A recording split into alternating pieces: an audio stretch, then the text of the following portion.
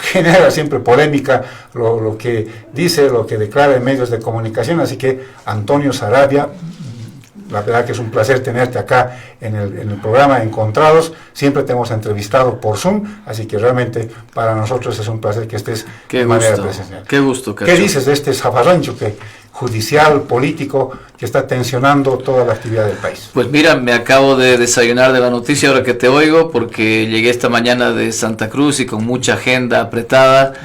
Así que voy a tener que ir a leer bien, pero mi primera impresión, por supuesto, como de todos los bolivianos, es que esto es una vergüenza, es una sinvergüenzura. Este señor está inhabilitado por varias razones, las que tú mencionaste, pero además por todo el daño que le ha hecho la democracia en el pasado. Así que es una barbaridad y bueno, vivimos una dictadura, así que no me sorprende nada ya. Sí, porque en estos días... Luis Arce se ha estado proclamando, tú te has debido enterar, sí, ha estado sí. Varias partes del país. Andrónico Rodríguez, yo no sé si está detrás Andrónico, habrá que auscultar, pero esta mañana una comisión de senadores se presentó en la cárcel del Abra a tomar una declaración a Zúñiga, al excomandante del ejército, por el caso del 26J, este autogolpe que se intentó producir en el país, y repentinamente... motín de los reclusos del Abra, que impidieron que los senadores ingresen a este recinto penitenciario. Estaba el defensor del pueblo, estaba la esposa de Zúñiga, y claro, entre los senadores, Antonio, estaban varios que ahora son androniquistas. El senador Agpi, estaba el senador William Torres. Entonces, ¿qué está pasando? O sea, se está de alguna manera desajustando todo el panorama político. Es una barbaridad. Vivimos en una dictadura, esto no es una democracia, no podemos tener democracia con 300 presos políticos, con más de 1000 exiliados, con todo lo que la soberbia, el aparato de opresión judicial, donde tenemos gente, líderes políticos que levantan un poquito la cabeza o dicen algo distinto y los secuestran y se los llevan a Chonchocoro, como Luis Fernando Camacho. Entonces, todas estas cosas son parte del mismo proyecto, del proyecto del socialismo del siglo XXI, del proyecto liderado por Cuba, Venezuela, Nicaragua, exactamente el mismo libreto. Nos dan la esperanza de que en agosto vamos a tener elecciones, pero en realidad es parte de la fantochada. ¿Qué nos queda a nosotros? Pues tenemos que jugar el juego, no vamos a hacer golpe de Estado, tenemos que jugar el juego que nos ponen y tenemos que ganarles. Así que ojalá en agosto tomemos conciencia de eso y generemos un grupo, un punto focal, la ciudadanía elija, condense su voto y así podemos ganarle a cualquier versión de estas del MAS. De esta gama de candidatos ahora a la presidencia desde las oposiciones, está hablando de Tuto Quiroga, de Samuel Doria Medina, de Manfred Reyes Villa, de Chi Yun-chun, de Rodrigo Paz Pereira. ¿Quién crees tú que puede hacer esto que planteas, la concentración, que se vuelva una especie de polo de atracción electoral en los próximos meses? Pues entre los que mencionas no veo que puedan generar ese entusiasmo, al menos todavía, ¿no? Yo estoy hablando de un entusiasmo fuerte, de una concentración de voto porque pensamos que no solamente que podemos derrotar al MAS, que es el enemigo principal, sino además que permite esperanza, ilusión de un país nuevo. Y estos señores, los funcionales de siempre, los Tutos, los Samueles, no han ofrecido eso y por lo tanto no están generando ese entusiasmo. Además nos dijeron que se iban a unir. Nos dijeron que se iban a unir, hicieron todo un show, al día siguiente hicieron el show al revés y terminaron como suponíamos todos que iba a terminar, sin unirse. Entonces no han generado el entusiasmo. Yo espero que Jaime Dun consolide la sigla en algún minuto, es una preocupación, pero probablemente él podría generar ese entusiasmo porque no solamente podamos derrotar al MAS, sino que vemos una esperanza, una ilusión hacia el futuro. Espero que así sea, y si no, pues ya veremos cómo se va dando la cosa hasta el 19 de mayo que hay que presentar los binomios. Tú lo has dicho con todas sus letras. Jaime Dun, digamos, es el que ha irrumpido, se nota como una especie, y muchos analistas coinciden en que puede ser el outsider de este proceso electoral. ¿Cómo está el asunto? Tú que estás muy cerca de Jaime Dun, ¿hay posibilidades de consolidar la sigla del PDC o hay un plan B? No hay plan B. Ayer yo hablé con Jaime y le pregunté precisamente eso. me dijo que no había plan B, que estaba él muy seguro de que la sigla del PDC iba a ser el vehículo.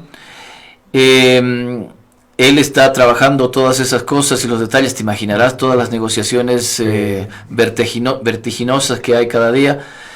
Y él se mostraba muy seguro, así que esperemos que así sea, aunque la cosa está dura. He visto entrevistas a los dos lados del PDC que muestran que la cosa está fea, pero esa es la última comunicación que tengo de Jaime de ayer alrededor del mediodía, así que esperemos que se consolide el PDC. Claro. Digamos, es el deseo, pero la realidad es todavía una cosa pendiente. Así es. Pasemos ahora a la economía, querido Antonio. ¿Cómo está? ¿Cómo la ves la economía? Mira, estamos con a horas de que se consolide el aumento salarial, de lo más extraño que ha dispuesto el presidente. El dólar paralelo, nos ha informado Roberto López, nuestro director de producción, que hace unos ratos estaba cotizando en las billeteras digitales 15 bolivianos con 70 centavos para la venta y 15 bolivianos con 60 centavos para la compra. Dejó de existir el 6.96, dejó de existir el 11 o el 12, ya estamos todas estas semanas entre 14 y 15. ¿Qué te dice todas estas señales? Bueno, lo primero que me dice es que me estoy golpeando el pecho porque hace 2 días cambié a 13 bolivianos en Cochabamba. Tendría que haber esperado un poquito más para cambiar mis dólares. Pero mira, esto es una barbaridad. Lo que ha hecho el gobierno, otra vez incrementando el salario mínimo, es una sinvergüenzura. Es que no se le puede exigir a los empresarios, a los productores nacionales, que incrementen el salario mínimo, el haber básico, en las circunstancias en las que estamos, en que estos empresarios están en el margen de desaparecer, porque no hay diésel, porque no hay dólares, por los impuestos, por las regulaciones, y llegamos y les decimos ahora tienen que pagar más impuestos. Si una empresa tenía 20 trabajadores, probablemente ahora se va a quedar con 15. No porque sea mala gente, sino porque son más caros y no los pueden contratar. ¿Qué hacemos entonces? Lo que hemos hecho es engrosar el mercado informal, porque ahí van a ir a parar esos 5 trabajadores que no van a conseguir el trabajo formal. Nosotros ya tenemos la economía informal más grande del mundo. ¿No? El 84% de nuestra economía es informal. Eso es el tamaño más grande de una economía informal en relación a su PIB. Entonces, lo único que vamos a hacer es hacerlo más grande, ¿no es cierto? Vamos a condenar a muchos trabajadores otra vez al sector informal. Los empresarios, la CAINCO, mi buen amigo Jean-Pierre Antel de la CAINCO, el IPSE, etcétera, han salido a quejarse, ¿no es cierto?, con toda la razón, y decir, esto va a mandar a la quiebra a muchas empresas, va a poner a trabajadores desamparados en el sector informal, es una mala idea. Reclamamos, dicen ellos, que los empresarios sean parte de la mesa donde se negocia esto, porque solamente lo hacen los trabajadores y el gobierno. No nos invitan y por lo tanto nosotros no tenemos voz ni voto en esa negociación. Reclamamos que se nos invite. Y yo quiero decirte, Cacho, que ese es el reclamo equivocado. Los empresarios, los de oposición, no deben reclamar que sean parte de la mesa. Lo que ellos tienen que reclamar es que de esa mesa salga el gobierno. Porque los políticos no tienen ninguna... Entre la representación obrera y la representación empresarial. Cuando tú vas a comprar manzanas, ¿necesitas que el gobierno esté ahí para negociar el precio entre tú y el vendedor de manzanas? No. Cuando tú vas a alquilar un departamento, ¿necesitas que venga el gobierno y te diga cuánto vas a alquilar? No. ¿Por qué necesitamos que los políticos vengan y se sientan, además con el poder monopólico de la fuerza, a decirnos cuánto tenemos que pagarle a los trabajadores? Es una inmoralidad que el gobierno, que el Estado se mete en asuntos privados. Por lo tanto, el reclamo correcto es, no señores, no caballeritos, ustedes no vienen a sentarse acá, somos yo y el trabajador los que tenemos que decidir eso, ustedes afuera. Ese es el reclamo correcto, ese es el reclamo serio. Y eso es lo que le has aconsejado a Jaime Dum, que por ejemplo si llega a la presidencia, no meta sus narices en una negociación que tiene que ser entre la representación empresarial y la representación de los trabajadores. Eso va a ser Jaime.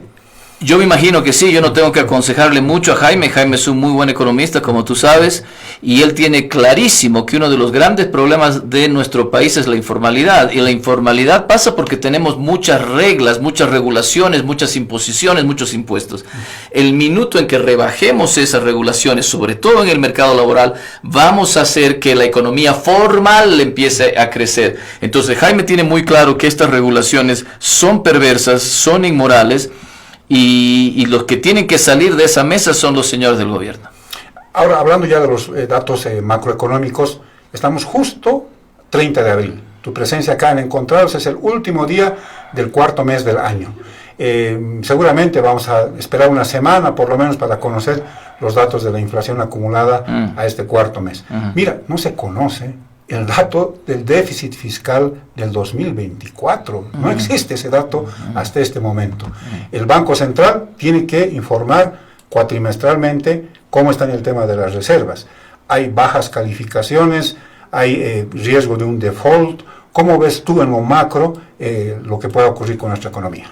La economía se va a pique, esto no va a acabar en buen puerto, la inflación va a seguir incrementándose, la devaluación va a seguir incrementándose, es decir, el dólar ya llega a los 15 y va a seguir subiendo, y va a llegar al 20 y va a llegar a 25 y va a seguir subiendo. No, lo único que no sabemos es hasta dónde.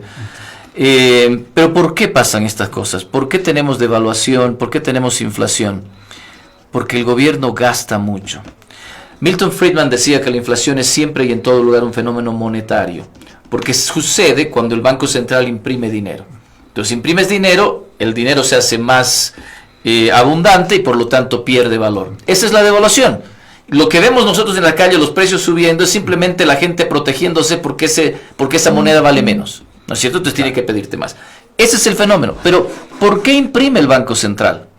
El Banco Central imprime en este país porque el gobierno va y le toca la puerta y le dice: tienes que imprimir porque tengo que pagar el déficit fiscal. Ah, ¿tienes déficit fiscal? Tengo déficit fiscal. ¿Y sabes qué? Tengo déficit fiscal 11 años consecutivos. 11 años consecutivos en este país, a un ritmo del 8% del PIB, o sea, no son déficits chicos. Entonces, como el gobierno gasta tanto y tiene déficit fiscal, y no le queda otra, porque ya se prestó plata de los organismos, ya estamos sobreendeudados, el 80% del PIB es nuestra deuda pública, entonces ya no tiene otra, va al Banco Central y le pide que imprime. Eso más o menos zafaba, lo poníamos bajo la alfombra por un tiempo. ¿Por qué? Porque el Banco Central tenía reservas internacionales. El 2014 llegamos a tener 15.000 millones de reservas. Entonces, cuando el Banco Central imprimía contraparte de reservas. Claro. Entonces, podía hacerlo, no era impresión inorgánica, pero las reservas bajan y bajan y bajan y bajan, y nos hemos comido el 90% de las reservas.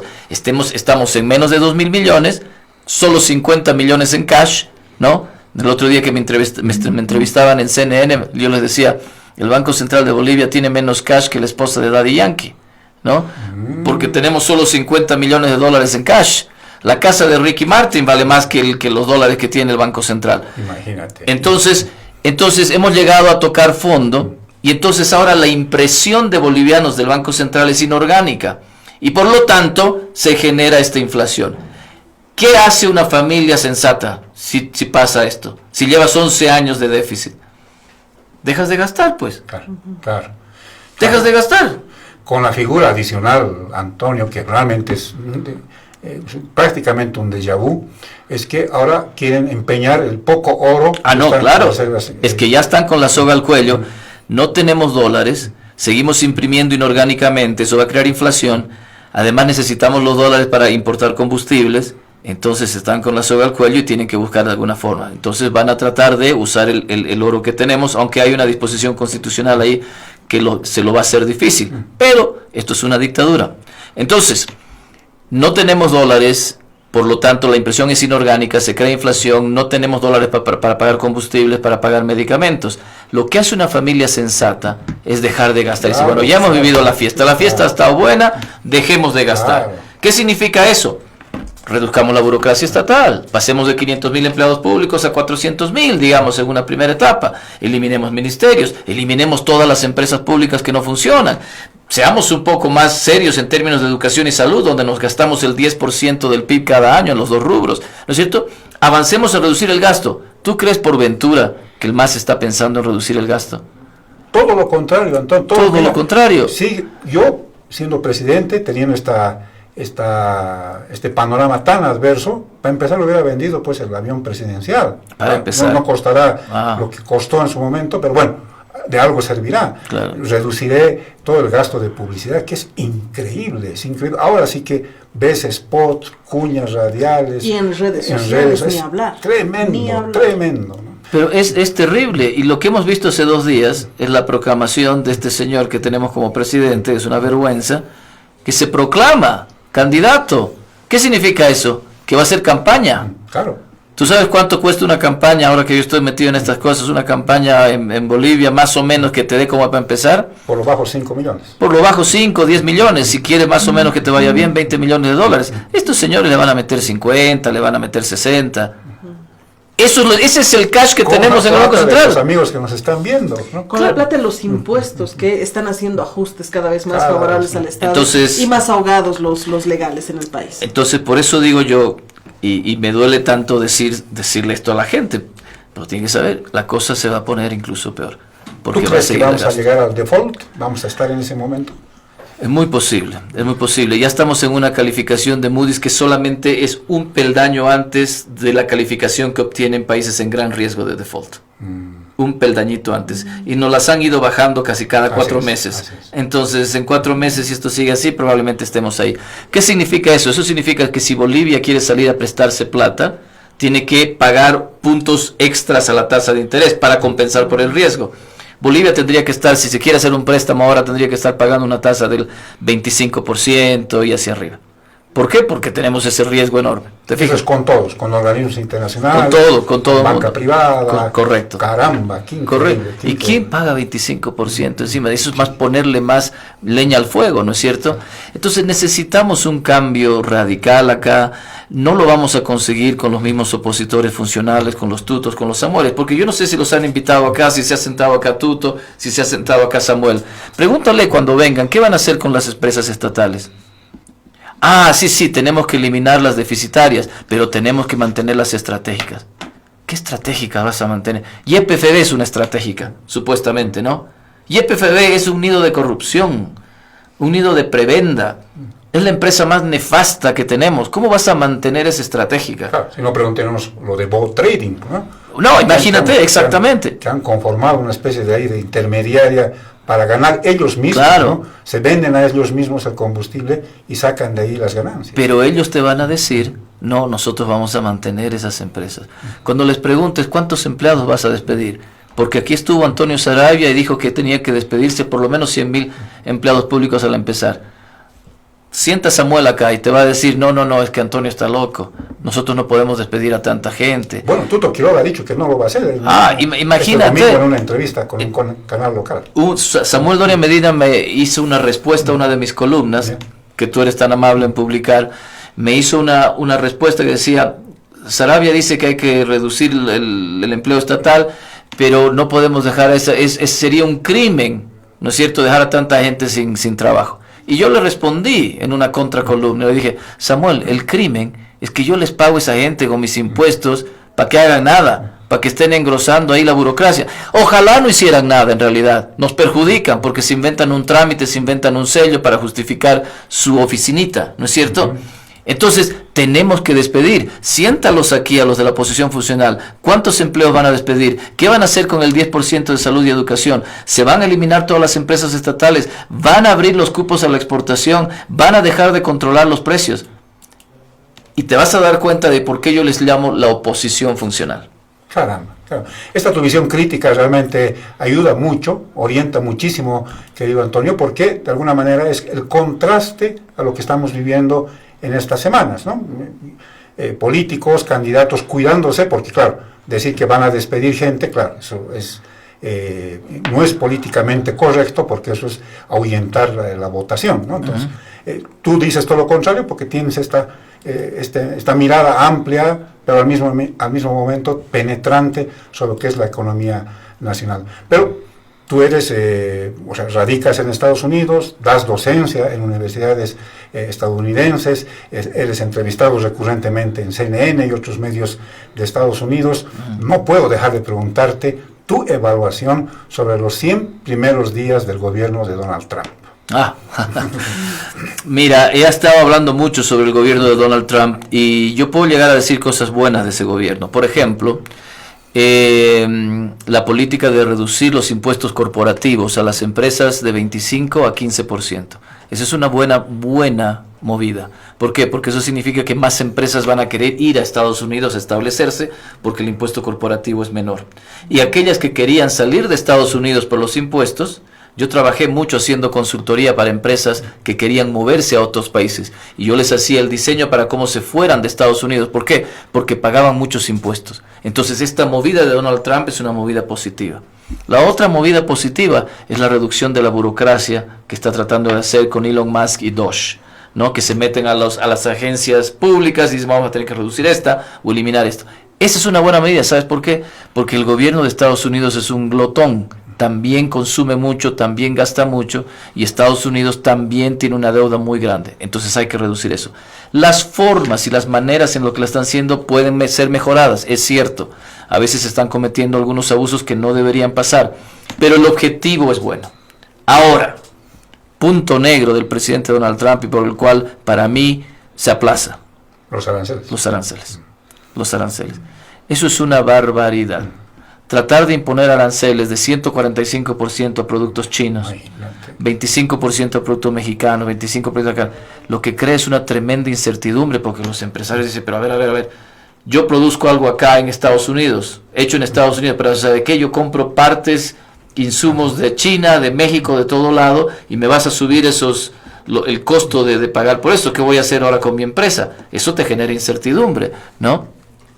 La teoría económica ha demostrado esto por ya muchísimos años, la evidencia empírica es clarísima. Cuando los países se abren al comercio internacional, generan riqueza. Cuando los países se cierran al comercio internacional, se crea pobreza y se incrementa, ojo con esto, muy importante, se incrementa el riesgo de conflicto bélico. Porque cuando no tienes comercio y tratas de hacerlo tú solo y te peleas con el resto, vienen los incentivos de conflicto bélico. Así que esa es una barbaridad. Mi nota para el presidente Trump es una F, como un 3.6, no sé. Ya no, ahora es 5. 5 y 10. Sí, en mi época era 3.6. Sí. Ahora, tú entonces, quizás para ponerlo en un rótulo, ¿crees que el proteccionismo es pernicioso? Completamente pernicioso. Lo dicen. Mira, los economistas podemos diferir en muchas cosas, ¿no es cierto? Tú vas a entrevistar a un economista que te puede decir una cosa, yo te puedo decir otra cosa, etc.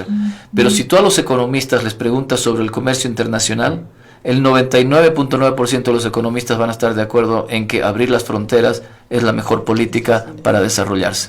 Por eso yo he propuesto acá en Bolivia que se elimine la figura del contrabando. Es decir, que todos los productos pasen las fronteras sin que nadie te cobre un solo peso de arancel.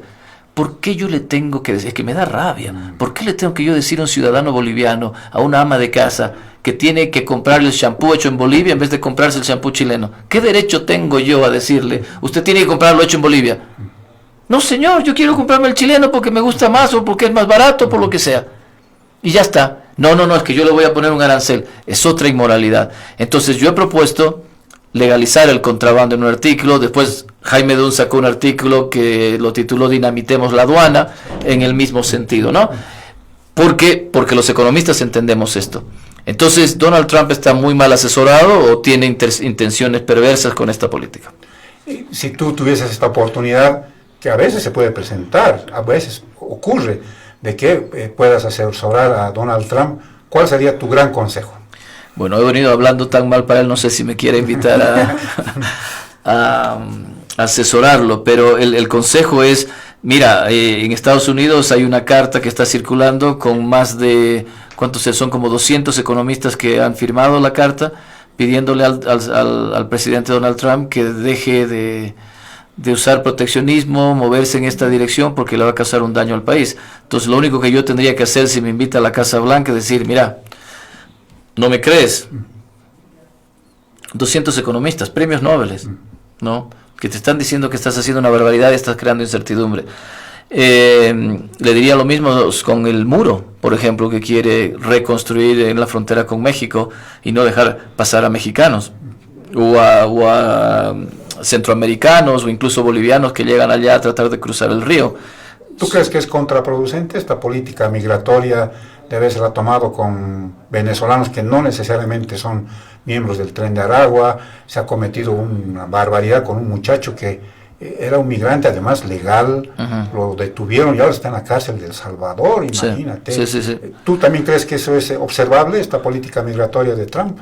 Correcto. Aquí esto es una cosa compleja, ¿no? Y hay que tener responsabilidad y cuidado.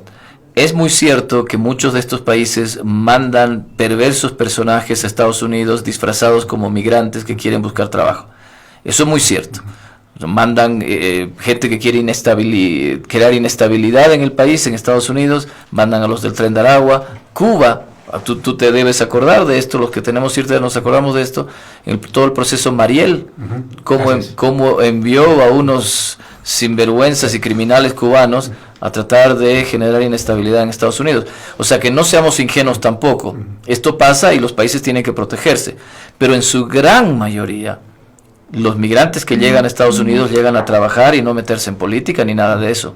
Y eso le hace mucho bien al país, porque la construcción, por ejemplo, es más barata gracias a ese empleo ilegal que llega de la frontera sur. Los productos agrícolas que se producen en Estados Unidos también son más baratos gracias a eso. El cuidado de los niños, el cuidado de los ancianos, son trabajos donde llegan los latinos y los hacen muy bien.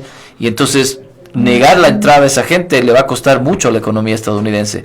Tienen que hacerlo con cuidado. Es un país que tiene la capacidad de hacer las cosas bien, entonces tiene que discernir y decir, bueno, esta gente no entra, pero esta gente sí entra. Tiene que reformar la política migratoria, pero hacer cierro las puertas acá porque el Tren de Aragua no sé qué, es una mala política. Hemos hablado de política, de economía en el país, de economía en Estados Unidos, de Donald Trump, lo bueno y lo malo que te parece el presidente de Estados Unidos, pero ¿quién es Antonio Saravia? ¿Él es paceño? Soy paceño, yo nací en La Paz, aunque me fui de muy chico a Camiri. Yo siempre cuento esta anécdota porque me fui de muy chico, hice el kinder y toda la primaria en Camiri, así que tengo un corazoncito camireño. Yo digo que soy camireño, la capital petrolera del país. Por eso, ¿no? Porque, gracias, porque la infancia la viví ahí y uno donde vive la infancia es donde uno tiene los recuerdos, ¿no es cierto? Yo solamente nací en La Paz y después nos fuimos porque mi padre trabajaba en el hospital de Camiri, dirigía el hospital de Camiri, mi padre es médico. Entonces tengo un gran recuerdo de eso. De hecho, Jaime y yo fuimos al mismo colegio, al José Manuel Aponte, en Camiri. De ahí se conocen. Yo creo que nos conocíamos de alguna forma, porque sería muy raro que no nos hubiéramos conocido, aunque él es un tanto mayor que yo, creo que unos 5 años mayor que yo. Pero no teníamos conciencia de eso, ¿no? Cuando nos volvimos a encontrar ahora, empezamos a atar hilos y descubrí que teníamos una misma, digamos, procedencia. Mi madre es veniana, mi padre paceño, así que yo crecí medio camba, medio colla, y por alguna razón, además, esto ya no me preguntes, me hice hincha del Bilsterman, así que ando todo... Integración nacional se llama eso. Y, ¿cómo es la relación con Jaime?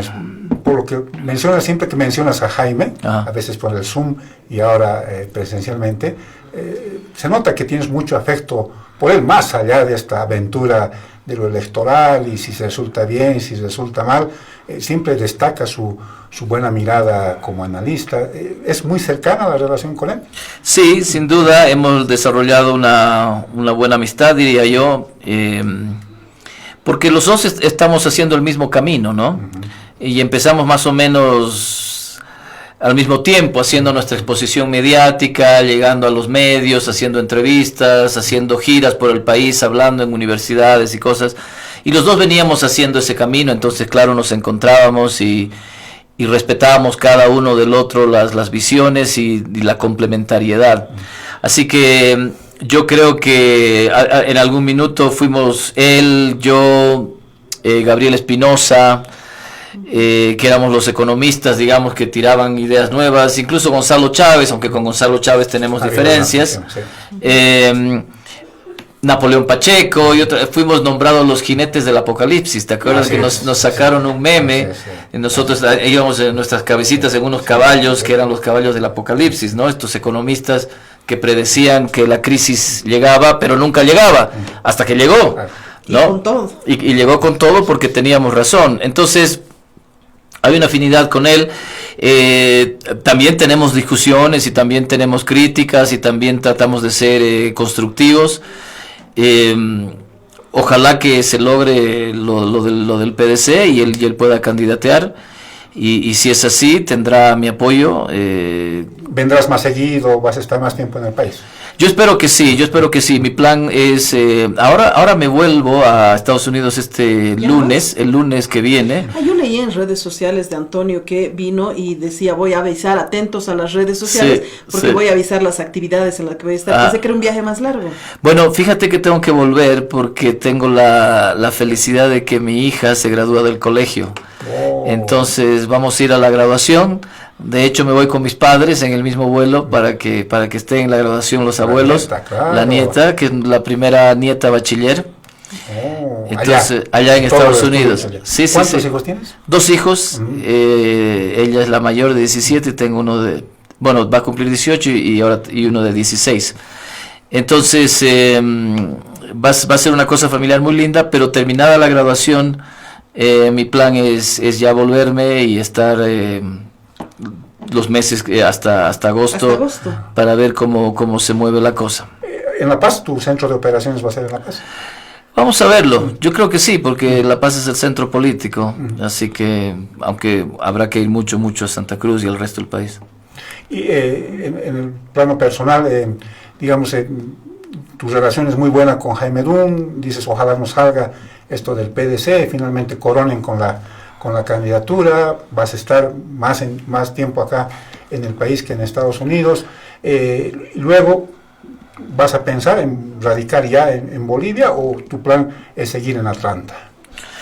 No, mira, yo te voy a ser muy franco, yo había lanzado mi precandidatura. Así es.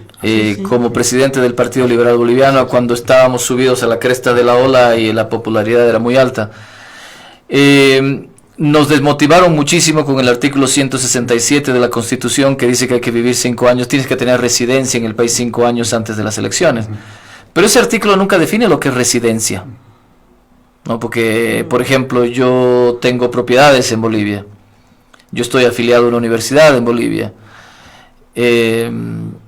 ¿Resido o no resido? ¿Qué pasa con una persona que vive acá, pero cada 3 semanas del mes se pasa en la zafra en Argentina? No sé, ¿vive o no vive en Bolivia, no?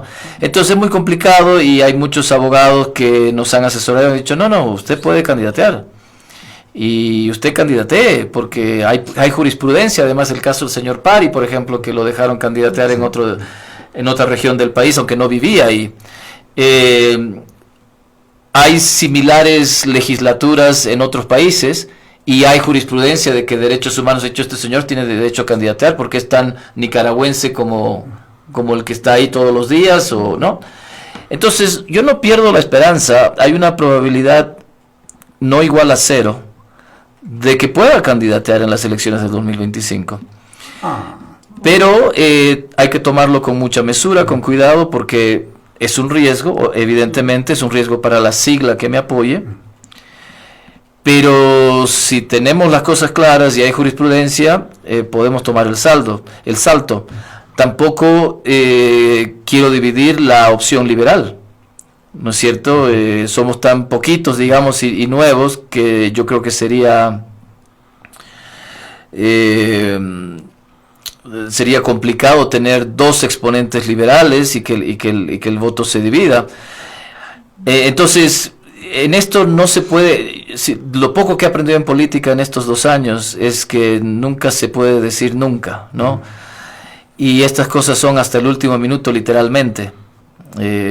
Teníamos, por ejemplo, un principio de acuerdo MNR-ADN para apoyar la candidatura de Jaime Dunn hasta el viernes en la mañana, del viernes que se iban a entregar las alianzas a la noche. O sea, se ha contado que no hubo consenso, que ha habido exigencias, no se han cumplido, ha habido también ciertos condicionamientos, pero en el fondo, ahora que estamos en este momento en el que nadie nos está viendo, nadie nos escucha ni nos ve, así que nos puedo contar en confianza.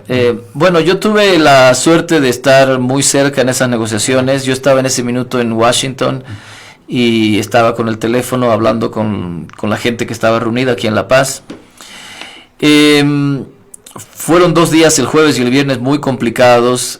Cuando tú tienes 2 partidos tradicionales y grandes y con muchos intereses, pues es complicado armonizar las cosas, ¿no? Además, expertos en condicionar todo. Así es, y además tienes a un Jaime Dunn que viene empoderado, que siente que puede tener más poder de negociación. Entonces las cosas se hacían complicadas.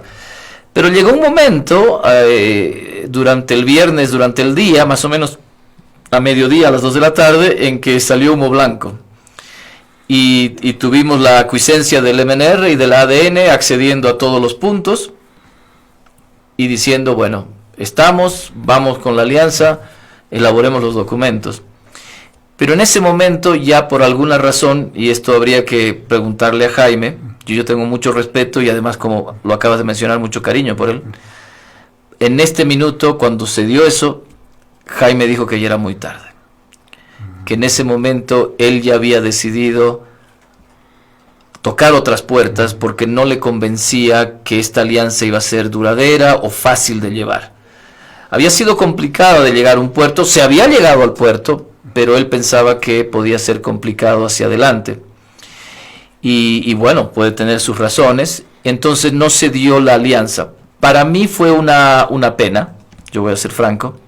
A mí me hubiera gustado esa alianza porque estamos hablando de los 2 partidos más importantes y tradicionales en la historia reciente del país. Sí, aunque hay bemoles, ¿no? Mira, yo quiero recordarte, amigos, también que hicieron el Pacto por la Democracia. Ajá. Después de que se recuperó la democracia. Correcto. El primer pacto fue MNR-ADN. Así es. Víctor Paz Estenssoro y Hugo Banzer. Correcto. ¿No? Y después, por cosas que, bueno, tú sabes, la famosa frase de Goni Sánchez de Lozada, ya no tenemos las manos atadas, se rompió el asunto, entonces el ADN optó por Jaime Paz, que llegó a ser tercero en la siguiente elección, y nunca más se encontraron. ¿Sí? Es una cosa de lo más rara, porque ya empezaron los distanciamientos. Yo me imagino que toda esa tradición también de una relación ríspida, distante, también se ha producido, o sea, de alguna manera se ha reflejado en esta negociación. Sí, es cierto, aunque no te olvides que han pasado 20 años muy duros para los partidos políticos. Sí, ¿no? Pero lo que te quiero decir es que el MNR y ADN, que fueron el primer pacto, lo que incluso luego se llamó la democracia pactada, el neoliberalismo, nunca más pudieron. Siempre luego caminaron por sendas separadas. Pero acuérdate que cuando se llegó al 21060, ¿no es cierto?, los 2 partidos contribuyeron muchísimo para generar, salvar a la economía del país. Sí.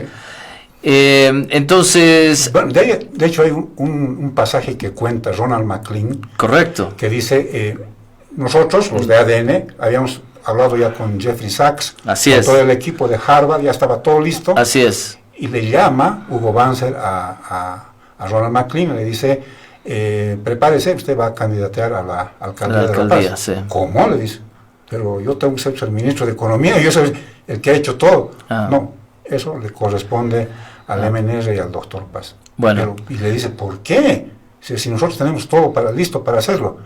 Es que tenga en cuenta que yo estoy viniendo de una dictadura, la gente no va a votar por mí, y bueno, que otro haga el trabajo duro de ese momento, que era el reajuste económico en el país. Sí, Ronnie McLean me lo ha contado, y se ve ahí que esta cooperación, cuando las papas queman de verdad y hay que salvar el país y hay que salvar la economía, el MNR y el ADN lograron ponerse de acuerdo. Entonces, son los 2 partidos más tradicionales, importantes de la reciente historia del país, y pues te duele. Y se había llegado a un buen acuerdo, pero además nosotros le hubiéramos podido decir al país, los funcionales, los Tutos, los Samueles nos dijeron que se iban a unir, hicieron un show y no se unieron nunca. Nosotros estamos logrando una alianza fuerte, una alianza grande para llevar, no solo la alianza, pero para llevar un programa liberal al gobierno, acuerdo al cual se podría haber sumado el PDC eventualmente. Entonces, hubiera sido para mí un golazo, sí, ¿no? Sí, definitivamente, los políticos, sí. Y entonces fue un shock para todos, para muchos una decepción, pero otra vez con todo el respeto y el cariño a Jaime, porque él ha tenido que lidiar con esas cosas ahí, pues habrá tenido sus razones y habrá decidido otro camino. Vemos ahora que la opción del PDC es posible, pero está complicado. Entonces, ojalá no haya sido un error histórico, ¿no? Haber dejado pasar esa oportunidad para llevar un programa liberal con una alianza fuerte. Pero uno nunca sabe, nunca vamos a saber el contrafactual, ¿no? ¿Qué hubiera pasado si en una de esas, en 2 semanas, se hubieran estado jalando los pelos? Y Jaime tiene toda la razón. Es que lo que has dicho es bien interesante, porque el MNR, ADN, con la posibilidad de que entre el PDC, wow, ¿no?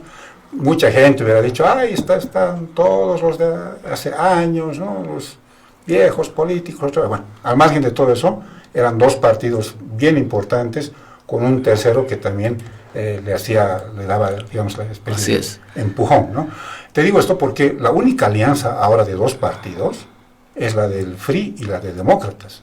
El resto de las 4 alianzas son un partido y cosas pequeñas agrupaciones ciudadanas. Claro, como tú dices, hubiera sido un golazo de media cancha. Yo creo que hubiera sido un golazo de media cancha. Además, no te olvides que partidos como el MNR te brindan una estructura.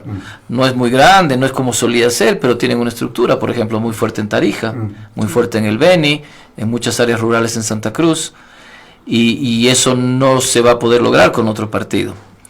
Otra vez, repito, nunca vamos a saber el contrafactual, y en una de esas este es el camino correcto. Lo que nos importa es llevar una propuesta liberal a las elecciones del 2025.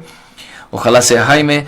Si no es Jaime, ojalá yo lo pueda hacer, si se logran alinear los astros de alguna forma, pero creo que es importante que la ciudadanía tenga esa opción, sobre todo los jóvenes que lo están pidiendo a gritos. Pero desde el liberalismo también se está pensando ya en el proceso de elecciones subnacionales, ¿no? Porque he escuchado ya, por ejemplo, al empresario Javier Iturralde, o mencionarlo al empresario Javier Iturralde como el futuro candidato a alcalde representando a esta ala liberalista. Así es, y ojalá le vaya muy bien a Javier, a quien todavía no tengo el gusto de conocer, pero he leído mucho de su pensamiento y de su actividad, así que cualquier referente liberal que vaya por las alcaldías.